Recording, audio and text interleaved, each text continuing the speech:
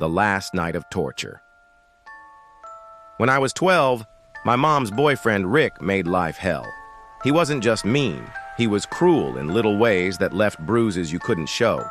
He'd whisper things under his breath, slam doors to make us flinch, and once, he locked my younger sister outside in the cold just to teach her a lesson. I tried telling Mom, but she'd just beg me not to start fights. She needed him, she said. So I kept my mouth shut, until the night he hit my little sister. All she did was spill milk at dinner. He backhanded her so hard she fell off her chair. I remembered the padlock on the old garden shed behind our house. I remembered how Rick always got blackout drunk on Fridays, stumbling in from the bar reeking of whiskey. And I remembered the way he always laughed when he told me, "You're too weak to ever stand up to me." I waited until he was drunk, sitting in his chair like a king with his cheap whiskey. I walked up to him, my hands shaking, and said, "Want to see something in the shed?" That Friday, while Mom worked late, I told Rick I had something to show him outside. He grumbled but followed, swaying with his bottle. I led him into the shed.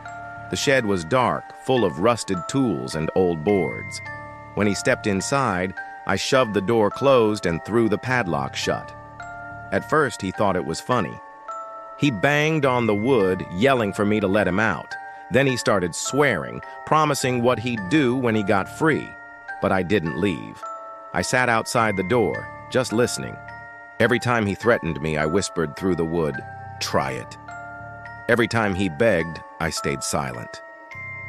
Hours passed. He kicked the walls until his boots split. He screamed my name over and over until his voice went hoarse. By morning, he was quiet. Not gone, not dead, just broken. When I finally opened the door, the man who stumbled out wasn't the same. His eyes wouldn't meet mine. His voice shook when he tried to call me names, and nothing came out.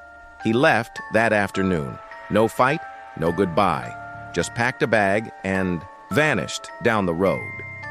Mom cried for weeks.